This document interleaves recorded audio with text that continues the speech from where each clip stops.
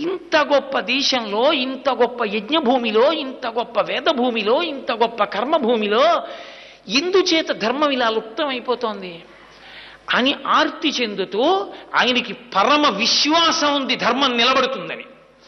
ధర్మం పోతుందని వెంకటేశ్వరుడు నమ్మి ఉంటే ఆ అవతారం అసలు నిలబడదు. ధర్మము ఉండి తీరుతుంది ఈ దేశంలో, అది ఆయన నమ్మకం, ఆయన అనుభవం. అందుకే ఆయన అలాగే నిలబడి ఉన్నాడు. అంత కారుణ్యమూర్తి అయి నించున్నాడు. ఎక్కడ మీరు ఎక్కడ ఎక్కడ ఎక్కడ ఉండి మనసులో గొణగండి వెంకటేశ్వరుడు గురించి, మిమ్మల్ని అనుగ్రహిస్తాడు. ఒకసారి ఒక పిల్లాడు నా దగ్గరికి వచ్చాడు. నేను విశాఖపట్నంలో వెంకటేశ్వర మహాత్యం గురించి ఉపన్యాసాలు చెప్తున్నా. నేను వేదిక దిగి ఇంటికి వెళ్ళిపోతుంటే నా కభాలన కాళ్ళ మీద పడి, ఒకే ఒక్క క్షణం మీతో మాట్లాడచ్చా అన్నాడు. నాకు అతని ముఖం చూసి అతను ఏదో చాలా ఉత్కంఠతో ఉన్నాడని, ఏం కావాలన్నాను.